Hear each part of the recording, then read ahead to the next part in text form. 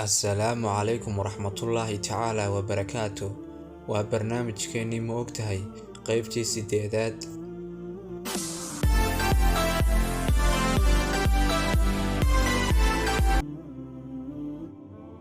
Ma ogtahay in malabku yahay cuntada kaliya ee dabiiciga ee aan qudhmin? Ma ogtahay in geedka ugu dheer caalamka uu ku yaallo waddanka California, dhererkiisuna gaadho 367 fiit? Ma ogtahay in saddexda xubnood ee noolaha oo dhan ku fool xun, geelase ku qurux badan ay yihiin faruurta jeexan, kuruska, iyo habeedda? Ma ogtahay in gabaygan xikmadda ah uu tiriyey Cabdilaahi Muuse?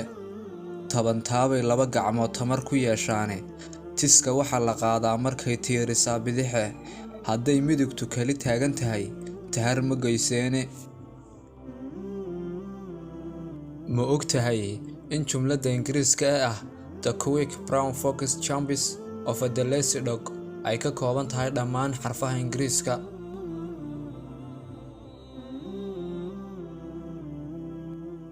Ma ogtahay in caasimaddii ugu horreysay dunida ay tahay magaalada Dimashq ee dalka Suuriya? Ma ogtahay in heestan xikmadda ah uu tiriyey Abwaan Xasan Ganay? Ogobey curyaankaba cagal looma waayine, caynkaa waxaa loo yidhi kuwa cararaya ladan inay ku cibro qaataan. Ma ogtahay in 5 dariiqo ay dadku kugu jeclaan karaan? Inaad u muujisid qadarin, dhoolla caddayn badan, inaad qofka magaciisa ugu yeedho, inaad dadka si wanaagsan u dhageysatid, iyo inaad ka hadasho qofku waxa uu jecel yahay.